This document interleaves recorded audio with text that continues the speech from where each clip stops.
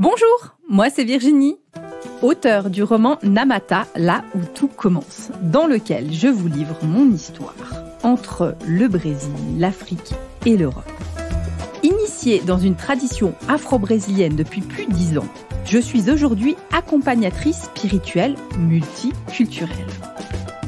J'invite chacun et chacune à initier son pèlerinage intérieur pour trouver sa propre foi. Dans ce podcast, on parle religion, spiritualité sans langue de bois, sans tabou et dans le respect indispensable des croyances de chacun. Et bonjour à vous. Aujourd'hui, une grande question. Existe-t-il des alternatives aux religions ? Tout d'abord, je vais vous expliquer pourquoi je pose cette question. Parce que j'ai souvent en consultation des personnes qui sont perdues, parfois qui mélangent beaucoup de choses. Quelqu'un m'a dit, est-ce que je peux découvrir le spiritisme pour devenir voyant ? Puis, non, en fait, le spiritisme n'est en aucun cas une voie pour devenir voyant. Donc, il y a beaucoup d'amalgames de plein de choses. Et je vois beaucoup de personnes qui oscillent entre le fait de ne pas avoir de religion, de ne pas vouloir s'associer à une religion, et de l'autre côté, avoir en fait soif et faim une partie de leur âme, en tout cas une partie d'eux, ont cet intérêt, ont cette recherche, et il y a une espèce de dissonance, un moment qui se crée entre la partie qui est en rébellion contre les religions et une autre partie à l'intérieur de la personne qui a une quête de sens.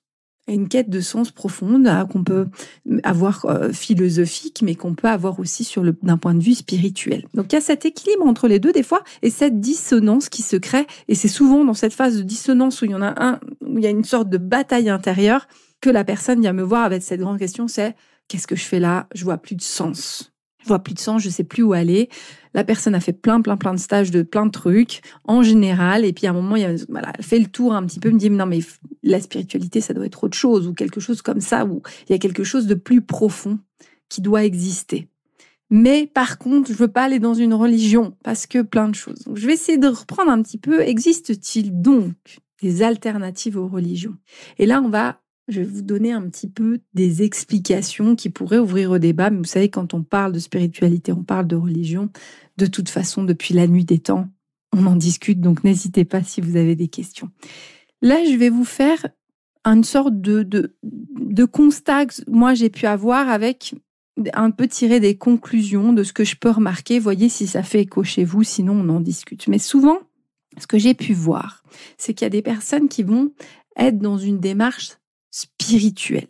La notion de spiritualité, quand la personne entreprend cette démarche de spiritualité, c'est souvent une démarche individuelle pour pouvoir être dans une forme de complétude vis-à-vis de soi-même.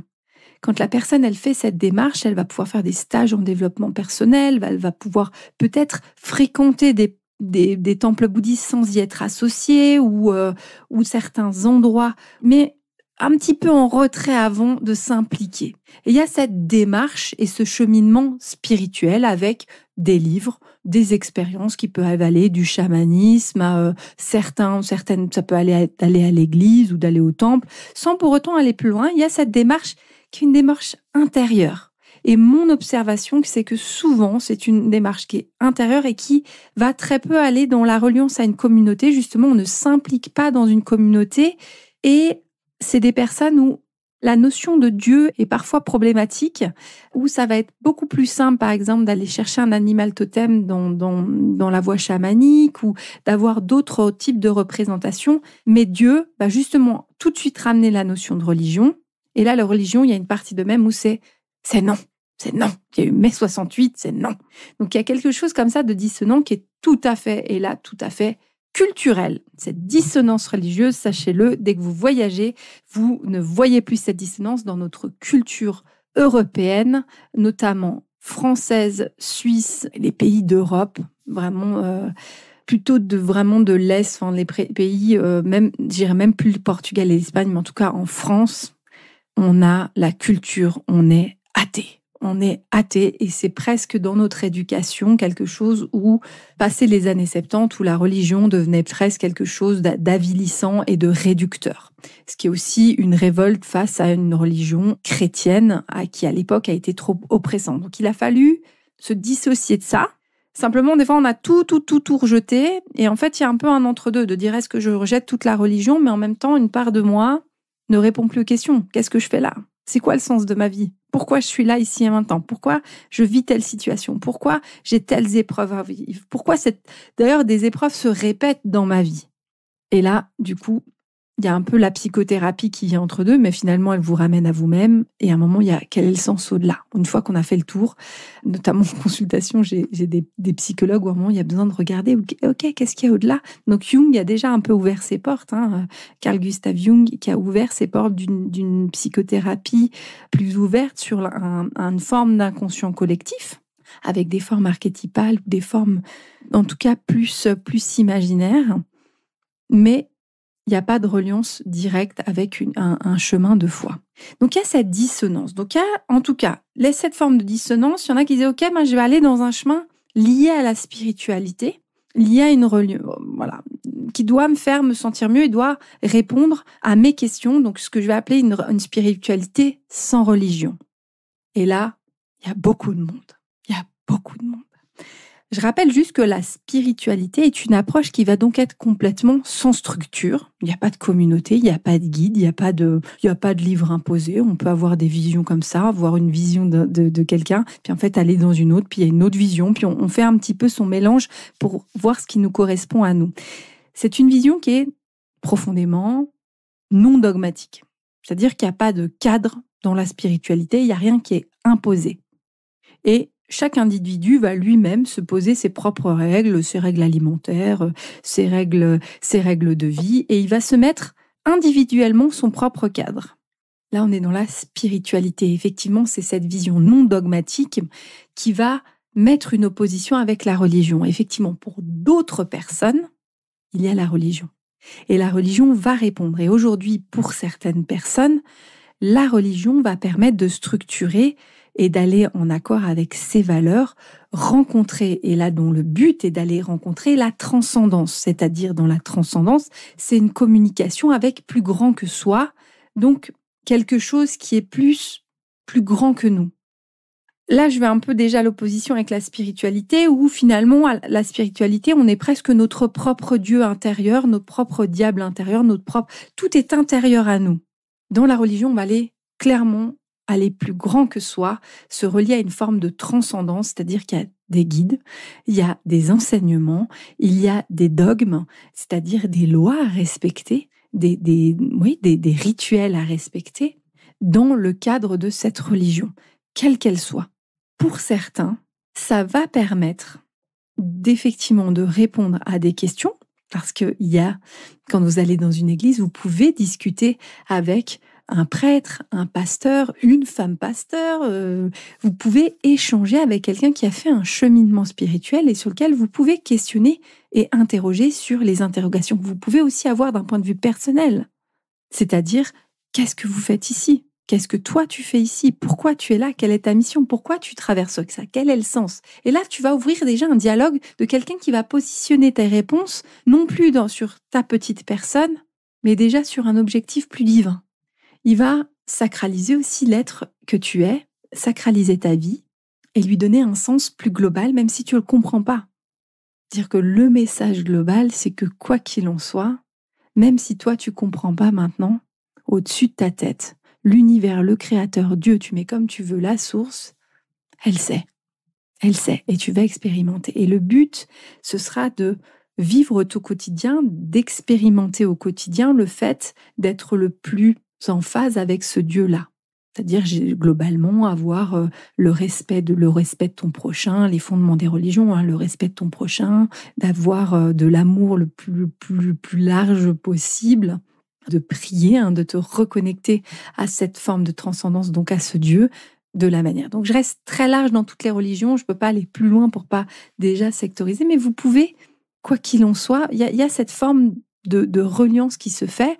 Vous pensez à la religion musulmane, où il y a cette reliance 5 fois par jour. On se baisse, on se reconnecte à l'énergie tellurique, à la terre, et après on se relève dans la prière pour se reconnecter à plus grand que soi. Il y a donc des fondements de base, notamment la prière, notamment l'amour, notamment le travail des textes sacrés, notamment la participation à la communauté, d'aller au culte, quel qu'il soit, à la mosquée, à la synagogue, au temple. En général, il y a une reliance à une communauté. Vous avez un niveau d'implication qui peut aller de simplement visiteur jusqu'à entrer dans le sacerdoce, donc entrer dans les ordres, ou en tout cas vous impliquer d'un point de vue beaucoup plus... Donnez votre vie, donc en rentrant dans les ordres, donnez votre vie pour cette foi, après à des niveaux plus ou moins impliquants, qui peuvent aller du prêtre qui n'a pas d'autre vie, qui ne peut pas se marier, à un pasteur qui peut prendre une femme et qui peut prendre une famille. Ça peut être uniquement les hommes, il peut y avoir de la mixité. Dans toutes ces religions, il y en a quand même aujourd'hui, notamment certaines voies chrétiennes qui sont tolérantes vis-à-vis de l'homosexualité ou de toute la communauté LGBTQIA+, et d'autres qui sont fermées. Donc là, vous allez vous rencontrer, vous allez déjà, dans ce cadre, vous confronter face à vos valeurs. Est-ce que c'est OK pour moi d'être dans une religion où, en fait, la communauté n'acceptera pas la communauté gay? Est-ce que c'est OK pour moi? Et c'est possible pas. C'est-à-dire, vous pouvez tout à fait trouver la religion magnifique, mais à un moment, ça vient vous heurter dans vos valeurs à vous. Et il faut arriver à trouver, le challenge, c'est d'arriver à trouver une religion qui soit en phase avec, on n'a pas 100% des valeurs, mais en tout cas, une grande manière d'alignement vis-à-vis de qui vous êtes. C'est-à-dire que ça peut être OK pour vous que les pasteurs, tous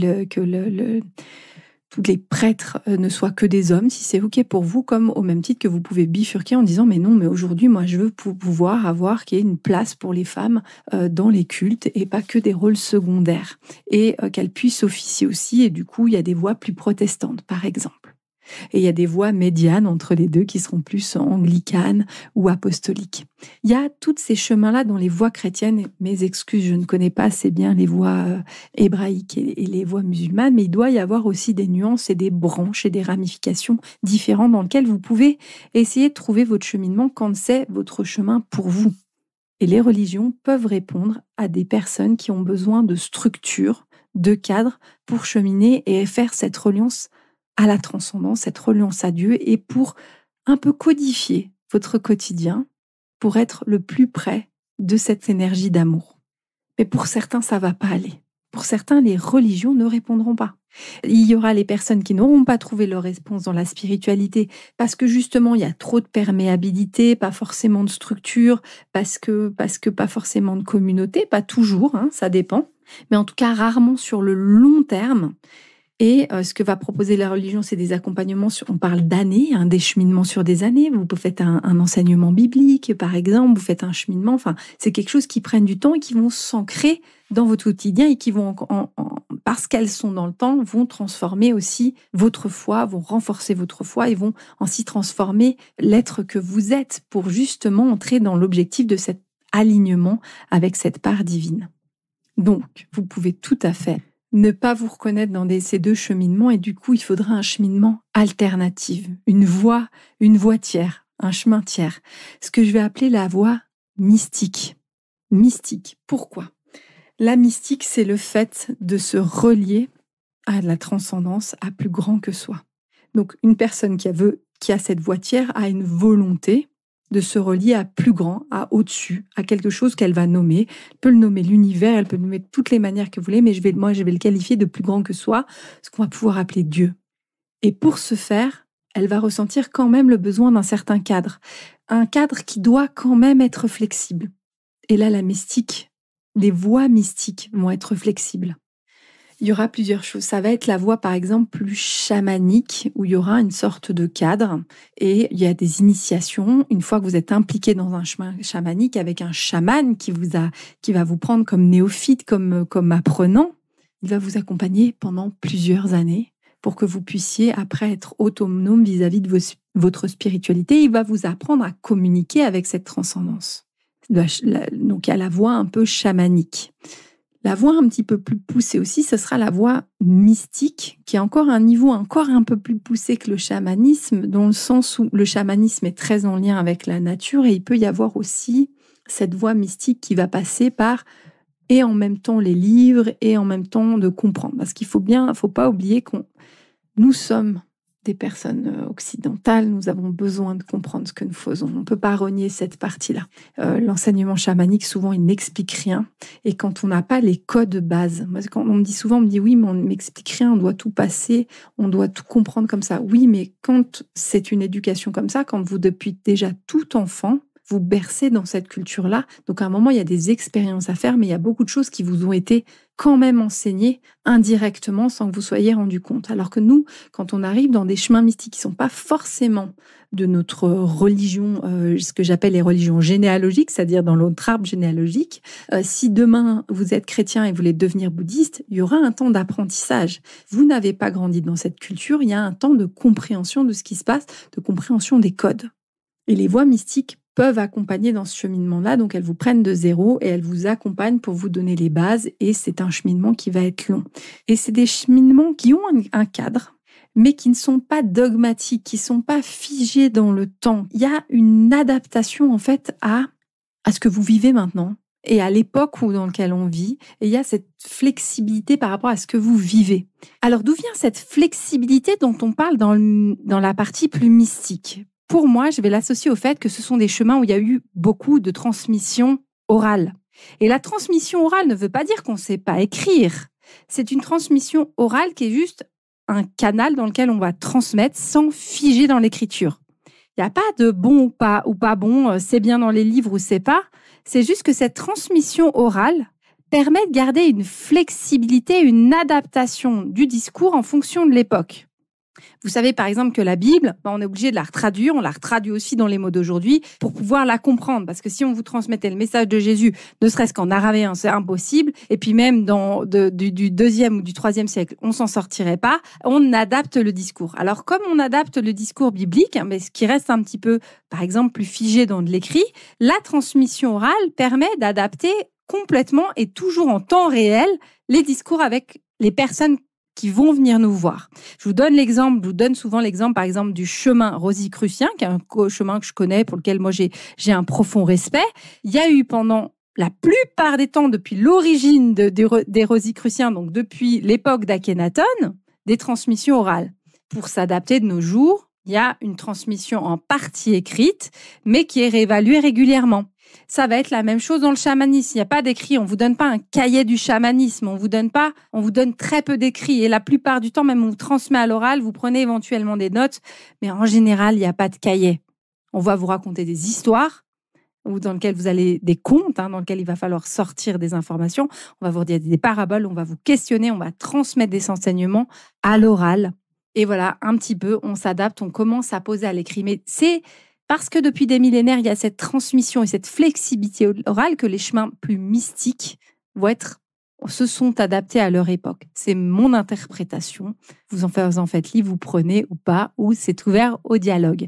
Mais je crois que ça s'est passé comme ça. On est moins figé dans cette transmission orale. Même la plupart du temps, moi, je vais faire des vidéos et transmettre à l'oral des audios. Et les audios, je les réécoute et des fois, je les change d'une année sur l'autre. De dire, OK, est-ce qu'on est bien? Est-ce que je suis juste? Est-ce qu'aujourd'hui, le discours, il est bon? Et cette garder tout le défi, c'est d'arriver à garder la tradition tout en l'adaptant aux mots de nos jours. Et c'est ça que font la plupart des chemins mystiques. Et souvent, dans les chemins plus mystiques, on va vous dire, faites l'expérience d'eux. Et c'est des chemins, que ce soit le chamanisme ou la mystique, on va vous donner des expériences à faire pour que vous le viviez un peu, c'est ce que je vais appeler des cheminements au niveau des viscères, la spiritualité plus viscérale. Il n'y a pas longtemps, quelqu'un me disait, mais comment tu sais que tu es juste sur ton chemin? Comment tu sais que tu n'es pas dans un faux chemin? Il me dit, mais parce que j'ai vu, parce qu'à un moment, j'ai fait l'expérience.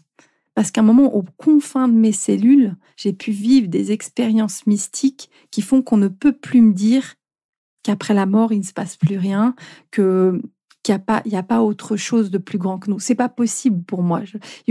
J'ai vécu des expériences qui font qu'il n'y a plus de retour en arrière. Et les voies plus mystiques vont chercher cette expérience profonde autour de vous. Donc, pour faire cette expérience, il faut un certain cadre pour que vous soyez bien guidé, préparé et que l'expérience soit le mieux vécue en toute sécurité.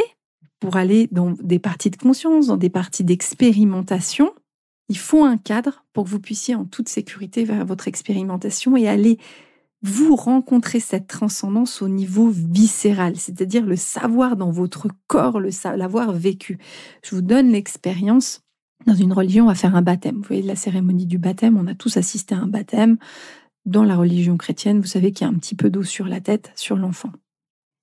Ça prend quelques minutes, c'est un petit peu plus, chez les évangélistes, c'est un peu plus marqué. Au moins, il y a cette expérience d'aller complètement s'immerger dans l'eau. Mais dans une voie mystique, quand vous avez eu un chemin et qu'il y a un passage initiatique, parce que dans les mystiques, c'est souvent des parcours initiatiques. Donc, vous avez des paliers et vous allez devoir faire vos preuves pour passer un palier. Et là, vous êtes préparé à l'avance. À un moment, vous allez faire une expérience qui va durer plusieurs heures, voire plusieurs jours. Et vous êtes dans un état déjà où vous êtes préparé à vivre quelque chose de plus grand. Et des gens autour de vous, parce que vous impliquez dans une communauté, vont préparer l'espace énergétique pour que vous puissiez évoluer sur avec quelque chose de plus grand que vous. C'est difficile de poser des mots sur quelque chose qui est non palpable, non tangible. Je pourrais vous expliquer pendant des heures ce que moi j'ai vécu, mais j'arriverai jamais à vous poser les mots de moi, l'expérience mystique que j'ai vécue et l'expérience à un moment de ce qu'on va appeler la grâce, de pouvoir toucher à un moment la grâce. Ça dure des fois quelques secondes, mais une fois que vous l'avez touché, l'empreinte, elle est dans votre corps et à tout moment, vous pouvez aller vous y reconnecter. Et c'est ça que les voies mystiques vont faire, c'est-à-dire qu'ils vont en partie un petit peu vous accompagner sur un accompagnement quand même, une éducation. Ils vont vous donner il y a un enseignement qui va se faire avec des moments d'expérience et des paliers. Et l'avantage de ces chemins-là, c'est qu'ils vont s'adapter à vous pour pouvoir vous faire cheminer et vous faire vivre les expériences. C'est la voie de la spiritualité viscérale pour moi. Je ne sais pas comment mieux le définir. Ce sont donc les voies mystiques, ce sont des voies qui durent sur plusieurs années, dans lesquelles, à l'opposition de la spiritualité, vous êtes impliqué dans un groupe avec notamment une ou des personnes qui ont cheminé avant vous et qui vont vous accompagner pour cheminer un peu plus haut, un petit peu plus loin. Il y a donc des modèles d'initiation, donc des phases clés dans votre cheminement où vous passez des étapes et vous le savez, il y a des prises de conscience avec des enseignements qui commencent tout petits puis qui vont s'enseigner comme ça en spirale, on reprend les bases et on va chaque fois un petit peu plus loin avec les personnes qu'on va accompagner. C'est une autre voie, c'est un autre cheminement. Oui, il y a un cadre et à un moment, il y a des choses où il y a des rituels, où les gestes sont codifiés, mais dans les chemins mystiques, on va toujours discuter avec vous. Il n'y a pas de dogme comme on pourrait l'avoir peut-être dans certains courants chrétiens. Par exemple, on dit Jésus est le seul chemin pour avoir la rédemption de l'âme. C'est le sauveur de notre âme. C'est une croyance, c'est OK. Mais en fait, par exemple, dans le mystique, il y en a plusieurs chemins. On dit, si pour toi, en fait, on pourrait t'accueillir en disant, si tu me dis, voilà, moi, je veux une reliance profonde à Jésus, on va travailler ton lien à Jésus. C'est-à-dire, on va pas le rejeter. Mais par contre, moi, je peux pas partir du principe que c'est la même chose pour tout le monde. Jésus va être super pour plein de personnes, mais pour certains, c'est pas forcément cette énergie-là qu'il faut activer. Et c'est non dogmatique, dire, si pour toi, Jésus parle, c'est OK. Par contre, tu ne peux pas l'imposer à ton voisin. Et par contre, je vais écouter ton voisin et qui va me donner un autre système de référence et on va accompagner comme ça cette reliance et comment lui perçoit cette reliance à cette transcendance. Et du coup, on va s'adapter et du coup, on va être flexible et du coup, on va regarder, on va devoir jongler quand on fait de l'accompagnement mystique, on va devoir jongler entre le cadre et l'individu comme il est aujourd'hui. Par exemple, il aurait été inconcevable il y a plusieurs années encore de transmettre on transmettait, il y avait beaucoup de choses secrètes. On est dans une ère où, actuellement, on est dans l'ère de l'open source, de la diffusion d'informations. Être trop dans le secret, ce n'est plus dans l'ère du temps. Au même titre qu'avant, tout était très codifié. Aujourd'hui, je peux me permettre, avec les outils que j'ai, de transmettre en ligne des enseignements qu'il aurait été impensable il y a encore 30 ans de transmettre en ligne. Le temps évolue. Et l'important, c'est d'avoir la reliance. Et en fait, si aujourd'hui, dans cette énergie-là, dans notre ère, il y a des possibilités de transmettre le message et finalement, Dieu nous met les outils pour transmettre, on les utilise avec éthique, avec conscience, on réfléchit à comment on le fait, mais on évolue avec notre époque. Ça n'aurait aucun sens que je vous envoie une lettre tous les mois pour vous dire comment réfléchir, une lettre manuscrite. Il n'y aurait aucun sens. Je vous envoie un email. Par exemple, je peux faire des vidéos pour mieux transmettre. J'utilise la formule du podcast. Évoluer avec son temps, ça ne veut pas dire qu'on perd le côté traditionnel, ça veut dire qu'on le fait évoluer dans le cadre pour toujours dire comment on arrive à accompagner notre prochain de manière juste et éthique et en le respectant, en se respectant et en le respectant. Donc voilà un petit peu les différents cheminements. Donc existe-t-il des chemins spirituels au-delà des religions ? Oui, il y a des chemins spirituels avec très peu de cadres. Il y a le chemin des religions qui va répondre à certaines personnes et il y a des voies mystiques qui vont pouvoir répondre. Donc si vous avez des questions particulières sur les voies mystiques, je vous invite à venir me questionner en venant sur mon site yalorisha.com. Vous avez un espace pour me contacter, vous avez un espace pour prendre une séance si vous avez besoin d'échanger. Vous savez que je fonctionne avec la formule de don. Si vous avez envie d'entamer un chemin mystique, n'hésitez pas à prendre une première séance pour découvrir, pour qu'on échange sur vos besoins actuels et pour soutenir le travail que je fais en faisant ce podcast et notamment toutes les choses à côté. N'hésitez pas à mettre des petits likes, partager autour de vous. Je vous souhaite plein de belles choses et de très belles expérimentations.